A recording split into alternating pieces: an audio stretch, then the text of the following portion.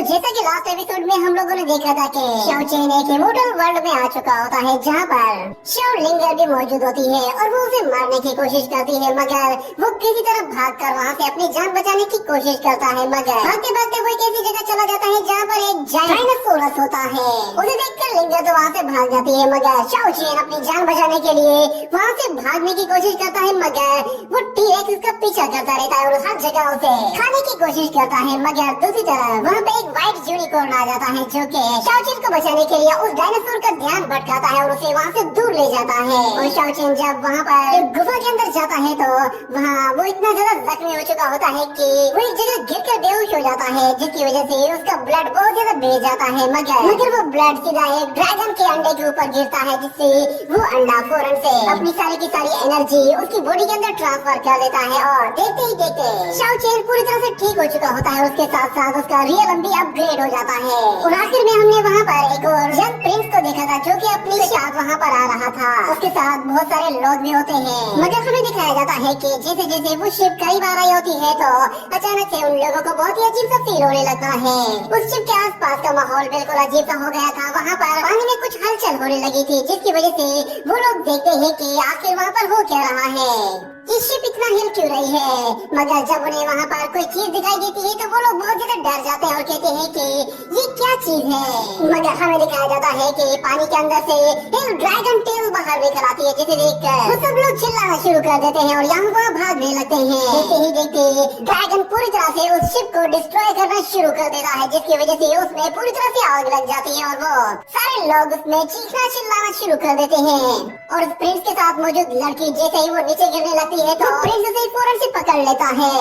मगर देखते ही देखते अचानक उसका हाथ फिसलने लगा था, जिसकी वजह से वो लड़की नीचे जाने लगी थी। मगर उस शिप के हिलने ढुलने की वजह से अचानक उस लड़की का हाथ छूट जाता है और वो सीधा पानी में गिरने लगती है। तो वहाँ से एक बहुत बड़ा ड्रैगन बाहर निकल आता है, जो कि अपने मुंह में उस लड़की को दबोचने ही वाला था कि अचानक से वो लोग फिर से उसे ड्रैगन के मुंह से निकाल लेते हैं। और दूर खड़ा हुआ शाओ चेन ये सब कुछ देख रहा होता है और वो कहता है कि लगता है कि इस शिप में कुछ हुआ है। उसे वो ड्रैगन दूर से ही दिखाई दे रहा था, जिस पर वो समझ आता है कि शिप में मौजूद लोग अब बहुत बड़े खतरे में हैं। मगर मैं पहले ही बहुत ज्यादा थक चुका हूँ, मुझे अपनी एनर्जी रिगेन कर लेनी चाहिए। ये कहने के बाद वो एक जगह बैठकर बारबेक्यू बनाना शुरू कर देता है और कहता है कि इस आइसलैंड के चारों तरफ एक जायंट ड्रैगन है, जो कि इस ड्रैगन आइसलैंड को प्रोटेक्ट कर रहा है। मेरा यहाँ से बाहर निकलने का प्लान तो पूरी तरह से फ्लॉप होने वाला है, क्योंकि ये ड्रैगन तो लोगों को अंदर आने दे ही नहीं रहा, ना ही यहाँ से बाहर जाने देगा। मगर मुझे यहाँ से बाहर जाना है तो फिर कोई और रास्ता ढूंढना होगा। ये कहने के बाद हमें दिखाया जाता है कि उसके बारबेक्यू की खुशबू वो जंगल में फैलने लगी थी और अचानक शाओ चेन को एक आवाज सुनाई देती है, जिस पर वो थोड़ा सा डर जाता है और फौरन अपनी सूंड निकाल कर खड़ा हो जाता है और कहता है कि आखिर ये किस चीज की आवाज थी। और फिर हमें वहाँ पर एक जायंट मंकी को दिखाया जाता है, जो कि 4 आर्म मंकी होता है। वो उस बारबेक्यू की खुशबू को सूंघते सूंघते शाओ चेन के पास आ पहुँचा था। ये देखकर वो बहुत ज्यादा डर जाता है और कहता है कि ये तो बहुत ही ज्यादा बड़ा है। मगर वो जायंट गोरिल्ला अचानक उस बारबेक्यू की तरफ देखता है और उसकी खुशबू को सूंघता है। ये देखकर शाओ चेन समझ जाता है कि ये इस बारबेक्यू के पीछे पीछे यहाँ पे आया है। शाओ चेन को अपनी जान के लाले पड़ गए थे, इसीलिए वो उस बारबेक्यू को उठाकर वहाँ से दूर फेंक देता है। तो हम देखते हैं जायंट गोरिल्ला फौरन से उस बारबेक्यू को पकड़कर खाना शुरू कर देता है और दूसरी तरफ शाओ चेन कहता है कि यही मौका है, यहाँ से भाग जाता हूँ। मगर जैसे ही वो वहाँ से भागने लगता है तो वो गोरिल्ला उस जायंट पीस को खाकर उसकी हड्डी उसके आगे थ्रो कर देता है, जिस पर शाओ चेन वहीं पे ही रुक जाता है। और उस गोरिल्ला की तरफ मुड़कर देखता है तो वो फौरन से अपना हाथ उसकी तरफ आगे बढ़ाता है, जिस पर शाओ चेन कहता है कि आखिर तुम मुझसे क्या चाहते हो। अगले सीन में हमें दिखाया जाता है कि वो गोरिल्ला उसे पकड़कर सीधा एक पहाड़ के ऊपर लेकर जा रहा होता है और देखते ही देखते वो पहाड़ की चोटी पर ले जाकर उसे एक जगह छोड़ देता है। उस पहाड़ के ऊपर से नजारा काफी अच्छा दिखता है, मगर शाओ चेन इस वक्त बहुत ज्यादा खतरे में है और उसे इस खूबसूरत नजारे से ज्यादा अपनी जान की फिक्र है। वो गोरिल्ला जैसे उसे वहाँ पे छोड़ता है तो शाओ चेन कहता है आखिर ये कैसी जगह है और ये जायंट गोरिल्ला मुझसे क्या चाहता है। कहीं ये मुझे अपना खाना बनाकर यहाँ पे रखना तो नहीं चाहता। अगर वाकई में ये सही है तो फिर मुझे जल्द से जल्द यहाँ से निकल जाना चाहिए। निकलने के बाद जैसे वो वहाँ से भागने की कोशिश करता है तो वो उसका रास्ता रोक देता है। ये देखकर शाओजिन हैरान हो जाता है कि आखिर ये क्या कहना चाहता है, मगर वो गोरिल्ला अपनी उंगली से एक इशारा करता है तो शाओजिन वहाँ पे देखता है एक मरा हुआ बीस्ट पड़ा हुआ है। उसे देखकर शाओजिन कहता है कि क्या तुम चाहते हो कि मैं तुम्हारे लिए इसे पकाऊं? जिस पर वो गोरिल्ला भी अपना सिर हिलाता है तो दूसरी तरफ हम देखते हैं शाओजिन फिर से आग जलाता है और उस बीस्ट को उस आग में ग्रिल कर रहा होता है।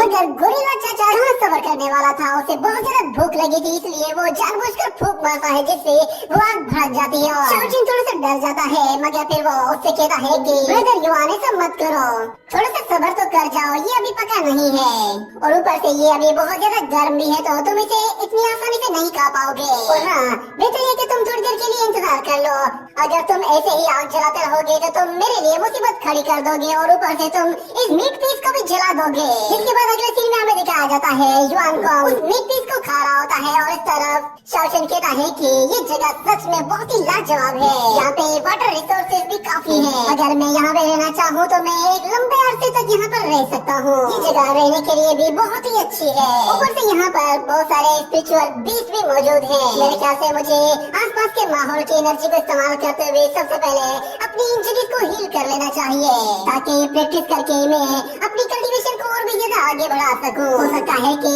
अपग्रेड होने के बाद शायद ही मुझे कोई ऐसा रास्ता मिल जाए कि जिससे मैं दोबारा से क्यूक्यू सिटी तक जा सकूं। सीखने के बाद वो अपनी कल्टीवेशन को अपग्रेड करने के लिए दोबारा से प्रैक्टिस करना शुरू करता है और हमें दिखाया जाता है कि युआन को फौरन से उसके पास खड़ा हो जाता है जिसकी वजह से शाओजिन अपनी कल्टीवेशन रोक देता है और युआन को उससे कहता है जरा मुझे देखो। ये कहने के बाद वो अपना मुंह खोलता है और अपने आसपास की जितनी भी एनर्जी होती है उस सारी की सारी एनर्जी को अपनी तरफ खींचना शुरू कर देता है और हम देखते हैं कुछ ही देर के अंदर आसपास के जितने भी प्लांट या फिर जितने भी लिविंग बीइंग्स होते हैं उन सबकी स्पिरिचुअल पावर उसकी तरफ खींची चली आती है और वो उसे बहुत ही आसानी से एब्जॉर्ब कर रहा होता है। ये देखकर शाओजिन कहता है कि अच्छा तो तुम मुझे समझाना चाहते हो कि यहाँ पर स्पिरिचुअल एनर्जी को एब्जॉर्ब करने का मेथड ये है। ये कहने के बाद वो भी वहीं पर ही बैठकर स्पिरिचुअल एनर्जी को एब्जॉर्ब करने की कोशिश करता है और हम देखते हैं युआन कोंग जैसे ही स्पिरिचुअल एनर्जी को एब्जॉर्ब कर लेता है तो वो शाओजिन से कहता है कि अब तुम्हारी बारी है। तो शाओजिन अपनी एक और टेक्निक का इस्तेमाल करते हुए स्पिरिचुअल एनर्जी को एब्जॉर्ब करने लगता है और कहता है कि तुम एक जायंट हो, पता नहीं तुम्हें कितनी ज्यादा स्पिरिचुअल एनर्जी की जरूरत पड़ती है, मगर मुझे लगता है कि मेरे लिए तो ये थोड़ी सी एनर्जी भी काफी है। मगर मुझे इस इमोर्टल वर्ल्ड से बाहर निकलना है तो मुझे इसके लिए बहुत ज्यादा एनर्जी चाहिए होगी, तकरीबन सन एंड मून के जितना एसेंस चाहिए होगा। अगर मैं बहुत ज्यादा एनर्जी एक जगह इकट्ठी कर लूं और उसे एब्जॉर्ब कर लूं तो मुझे लगता है कि मैं फर्स्ट लेवल ऑफ हेवन को भी एक्टिवेट कर सकता हूँ। यहाँ पे एनर्जी की भरमार है, लगता है मैं अपना अगला ब्रेक थ्रू भी बहुत जल्द कंप्लीट कर लूंगा। अगले सीन में हमें दिखाया जाता है कि शाओजिन एक पहाड़ के ऊपर आकर खड़ा हो जाता है और वो कहता है कि पता नहीं शाओलिंगर वो कहाँ पे है, क्योंकि वो भी मेरे साथ ही इसी ड्रैगन आइलैंड में ही मौजूद है, तो हो सकता है कि वो मुझे दोबारा से मारने की कोशिश करे।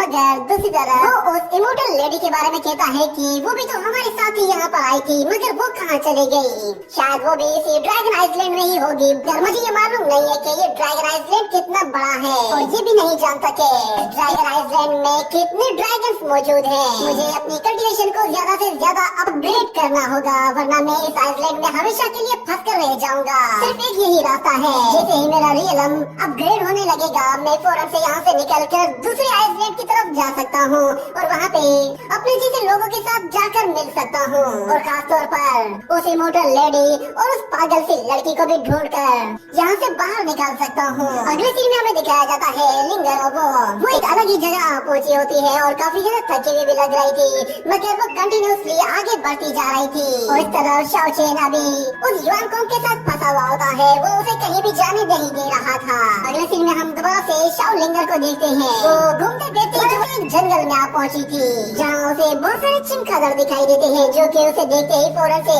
वहाँ से उड़कर दूर जाने की कोशिश करते हैं। और इस तरह शाओजिन उस युआन कोंग के साथ अपनी ट्रेनिंग भी कर रहा होता है और साथ में उसे खिला पिला भी रहा होता है। उसने सेम टू सेम गोरेला की तरह ही रस्सियों के साथ लटकते हुए दूर जाने की भी टेक्निक को सीख लिया था। और इस तरफ लिंगर वो ऐसे दरख्त के पास आ पहुँचती है जहाँ पर उसे एक सफेद घोड़ा दिखाई देता है जो कि काफी उदास खड़ा हुआ था। वो उस घोड़े को देखते ही फौरन से उसके पास चली आती है। और इस तरफ जायंट जुआन कॉम सो जाता है तो शाओ चेन मौका देखते ही वहाँ से बाहर निकल आता है और वो कहता है कि मैं हर रोज यहाँ पर बारबेक्यूज बनाकर खा रहा हूँ, मुझे अपने फूड को चेंज करना चाहिए। फाइनली यहाँ पे कुछ फ्रूट्स मिल गए हैं तो फिलहाल इन्हें ही खाकर गुजारा करता हूँ। मैं युवान को वो बाद में ये फ्रूट्स दे दूंगा। वो वहाँ से एक सेब तोड़कर खाने की कोशिश करता है मगर इतने में वो व्हाइट हॉर्स उसे वहाँ पर दिखाई देता है जिसे देखकर वो काफी खुश होता है और कहता है कि ये तो वही यूनिकॉर्न है। वो उससे कहता है कि उस ड्रैगन से मेरी जान बचाने के लिए बहुत बहुत शुक्रिया। अगर तुमने उस दिन मेरी मदद ना की होती तो शायद मैं वहाँ पे मारा जाता। ये लो, ये तुम्हारा रिवार्ड है। ये कहने के बाद वो उसे एक सेब खिलाता है जिस पर वो घोड़ा बहुत ज्यादा खुश होता है और भागते हुए फिर से वहाँ से निकल जाता है। जिस पर शाओ चेन कहता है कि तुम अब कहाँ जा रहे हो? मगर हम देखते हैं कि वहाँ पर शाओ लिंगर भी आ पहुँची थी। वो उस व्हाइट हॉर्स को तलाश कर रही थी और कहती है कि ये अचानक से कहाँ भाग कर चला गया।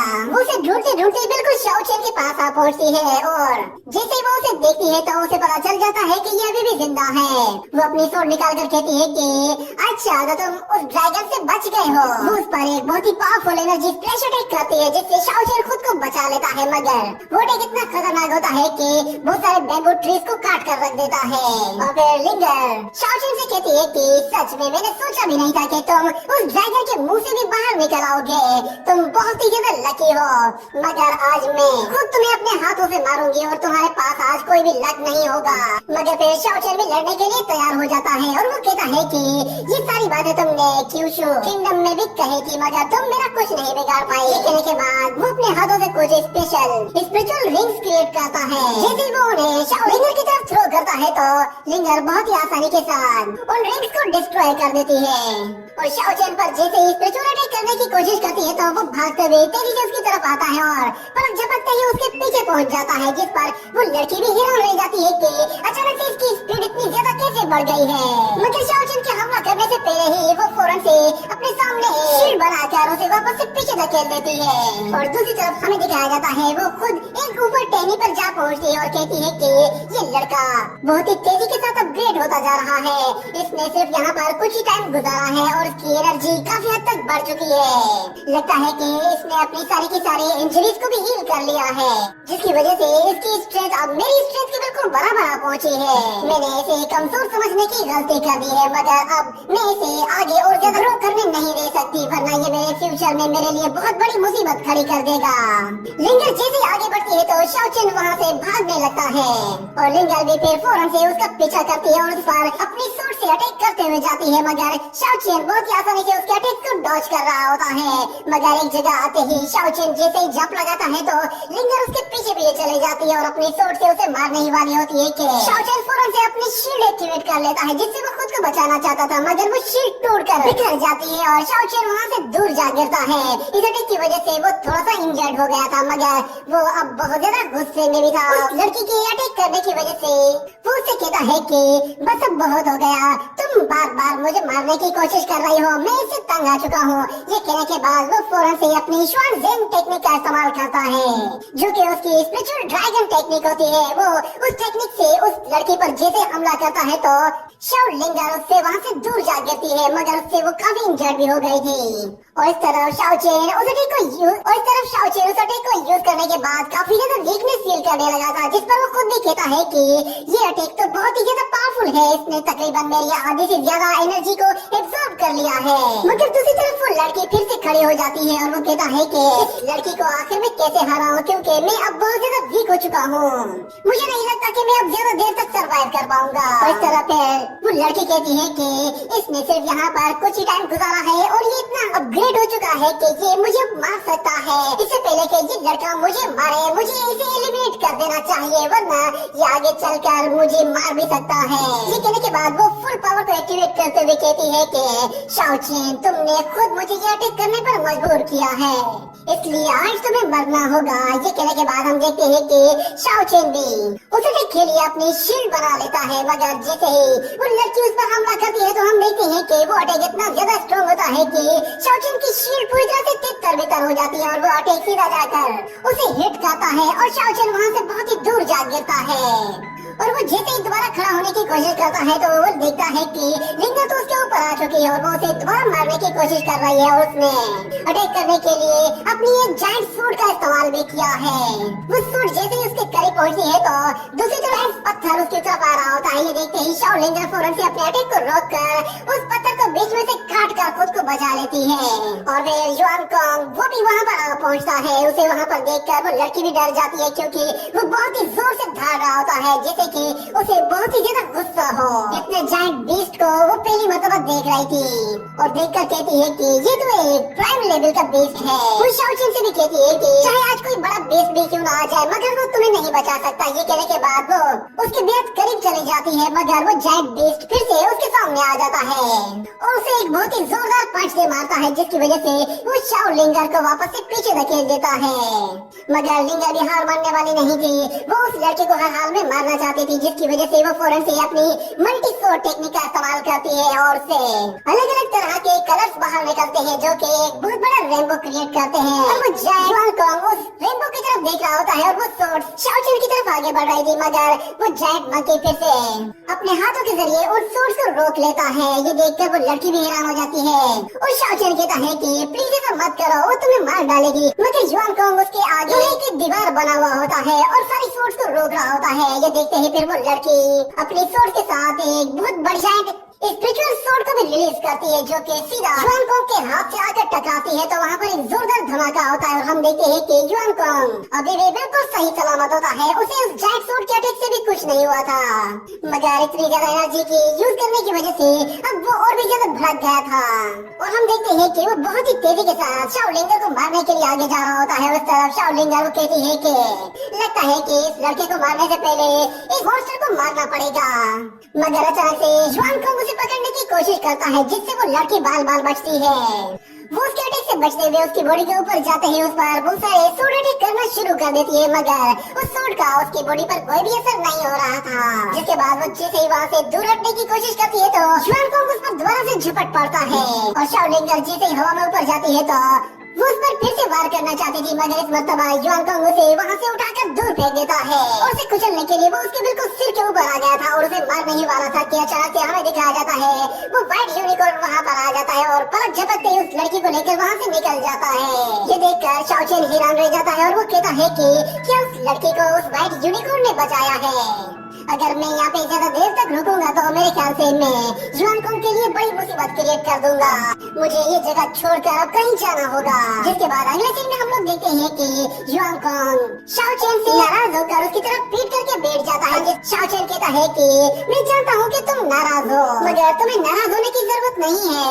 मैंने तुम्हारे लिए ढेर सारा खाना जमा कर लिया है। तुम्हारे लिए ये खाना काफी होगा, तुम इसे काफी देर तक खा सकते हो मगर अब मुझे अपने घर जाना होगा क्योंकि मेरा भी एक घर है जहाँ पे कोई मेरा इंतजार कर रहा है और वहाँ तक पहुँचने में मुझे बहुत ही ज्यादा टाइम लग जाएगा, इसीलिए मुझे फौरन से अपनी जर्नी शुरू करनी चाहिए। ये सुनने के बाद युआन कोंग खड़ा हो जाता है और हमें दिखाया जाता है कि उसके पास में बहुत ज्यादा फल फ्रूट और मीट भी पड़ा हुआ होता है जो कि शाओचेन ने उसके लिए जमा किया था। और फिर वो युआन कोंग से कहता है कि मैं जानता हूँ कि ये तुम्हारा घर है इसलिए तुम इस घर को नहीं छोड़ सकते मगर ये मेरा घर नहीं है इसीलिए मैं यहाँ पे नहीं रह सकता। उसे जाते हुए देखकर युआन कोंग बहुत ज्यादा गुस्से में आ जाता है, उस पर जोर से धाड़ने लगता है जिस पर शाओचेन कहता है कि अब बस भी करो, तुम आखिर कितना गुस्सा करोगे, मुझे कभी न कभी तो यहाँ से जाना ही है। युआन कोंग अपना मुंह दूसरी तरफ करके बैठ जाता है और शाओचेन समझ जाता है कि वो उसे कभी भी यहाँ से जाने नहीं देना चाहता, इसीलिए उसे खुद यहाँ से चले जाना चाहिए। वो वहाँ से जैसे ही जा रहा होता है तो जाने के बाद वो युआन कोंग की तरफ मुड़कर देखता है, वो अभी भी उससे नाराज था। जिसके बाद वो खुद वहाँ से जाने की कोशिश करता है तो युआनकोंग पीछे मुड़कर देखता है वो जा रहा है, और फिर वो जोर से धरता है तो शाओचेन फौरन से रुक जाता है और उसकी तरफ मुड़कर देखता है। युआनकोंग उसे कुछ इशारा कर रहा होता है जैसे कि तुम कुछ खाना चाहता हो, मगर शाओचेन समझ जाता है कि वो क्या कहना चाहता है। वो उससे कहता है कि तुम बेफिक्र हो जाओ, मैं अपनी प्रैक्टिस करता रहूंगा और तुम्हारे बताए हुए मेथड से ही स्पिरिचुअल पावर को एब्जॉर्ब करूंगा। ये कहने के बाद हम देखते हैं कि युआनकोंग बिल्कुल रोने जैसा मुंह बना लेता है। और दूसरी जगह हमें दिखाया जाता है शाओ लिंगर को, वो काफी जख्मी थी और उस घोड़े के साथ वो एक जगह बैठी हुई होती है। वो उस घोड़े से कहती है कि क्या तुम्हारी इंजरी ठीक हो गई है? मैं बस तुम्हें थैंक्स कहना चाहती हूँ क्योंकि तुमने मेरी जान बचाई है। ये जगह सच में बहुत ही ज्यादा खूबसूरत है, मगर ये जगह मेरे घर जैसी बिल्कुल भी नहीं। यहाँ पे कोई भी क्राउड मौजूद नहीं, ना ही मुझे यहाँ पे कोई अटेंशन मिलने वाली है। यूँ समझ लो कि मैं अब कोई रॉयल फैमिली की मेंबर भी नहीं रही। वो बहुत ही जल्दी समझ गई थी कि अब वो यहाँ पर बिल्कुल अकेली है। उसे सरवाइव करने के लिए खुद से ही कोशिश करनी होगी, क्योंकि अब वो यहाँ पर किसी को ना ऑर्डर दे सकती है, ना ही कोई उसका ऑर्डर मानने वाला यहाँ पर मौजूद है। वो उस घोड़े के पास आती है और कहती है कि ये जगह बहुत ही ज्यादा खतरनाक है क्योंकि बाहर तो बहुत ज्यादा मॉन्स्टर्स और बीस्ट मौजूद हैं। आखिर तुम यहाँ पर कैसे सरवाइव कर रहे हो? आखिर मैं यहाँ पर कैसे सरवाइव करूँगी? ये कहते कहते वो उस घोड़े के बेहद करीब आ जाती है और घोड़ा भी उसे गौर से देखने लगता है। जिसके बाद शाओ लिंगर अपना हाथ आगे बढ़ाती है और उसके सींग को टच करने की कोशिश कर रही थी, जिस पर वो घोड़ा अपना मुंह दूसरी तरफ कर लेता है। ये देखकर वो लड़की फौरन से अपना हाथ पीछे हटाने लगती है, मगर वो घोड़ा फिर से अपना सिर उसकी तरफ आगे बढ़ाता है। तो वो लड़की कहती है कि क्या तुम मुझे अपनी माता एक्सेप्ट करना चाहते हो? ये कहते ही वो उसके उस सींग को जैसे हाथ लगाती है तो वहाँ पर एक जोरदार एनर्जी रिलीज होती है और हमें दिखाया जाता है वो एनर्जी पूरे जंगल में फैल जाती है। और वो घोड़ा फिर बहुत ज्यादा खुश हो जाता है और उड़ने लगता है। हमें दिखाया जाता है उड़ते उड़ते अचानक से उसकी बॉडी अपग्रेड होना शुरू हो जाती है। उसका सींग बड़ा हो जाता है और उसकी बॉडी पहले के मुकाबले में ज्यादा बड़ी हो जाती है और उसके विंग्स भी काफी बड़े हो जाते हैं। और अब से वो घोड़ा उस लड़की का एक स्पिरिचुअल पेट बन गया था, जिस पर वो खुद भी बहुत ज्यादा खुश होती है और वो घोड़ा भी काफी खुश था। वो घोड़ा जैसे ही वापस से उसके पास आता है तो वो लड़की कहती है कि अब तुमने अपना मास्टर मुझे बना ही लिया है तो फिर अब से मैं सिर्फ तुम्हारे ही बारे में सोचूंगी। मेरी पास्ट लाइफ जैसे भी थी मुझे अब उसे भुलाना ही होगा। ये कहने के बाद वो उस घोड़े पर बैठकर वहाँ से उड़ते हुए बहुत ही दूर निकल जाती है और कहती है कि अब क्योंकि मैं इस इमोर्टल वर्ल्ड में फंस चुकी हूँ तो अब मुझे एक इमोर्टल बनना ही होगा ताकि मैं इस वर्ल्ड में सरवाइव कर सकूं। जिसके बाद ये सीन यहीं पे ही कट हो जाता है। अगले सीन में हमें दिखाया जाता है कि वो लड़की उस घोड़े के साथ एक समंदर के किनारे पर आ पहुँचती है। वो बहुत ही ज्यादा खुश थी कि इस वर्ल्ड में फाइनली उसे सबसे पहले उसका स्पिरिचुअल पेट मिला है। अचानक उसकी नजर वहाँ पे पड़ी हुई एक शिप पर पड़ती है जो कि उस किनारे पर मौजूद थी। उसकी हालत देखकर वो उसके बारे में जानने के लिए उसके करीब जाती है तो उसे दिखाई देता है कि उस शिप के ऊपर तो कुछ लोग मौजूद हैं जो कि जख्मी हालत में पड़े हुए हैं। उन्हें देखते ही वो उनके करीब जाती है और हमें दिखाया जाता है वो यंग प्रिंस अचानक से होश में आता है तो उसे वहाँ पर लिंगर दिखाई देती है। और इसी के साथ ये एपिसोड यहीं पे ही खत्म हो जाता है।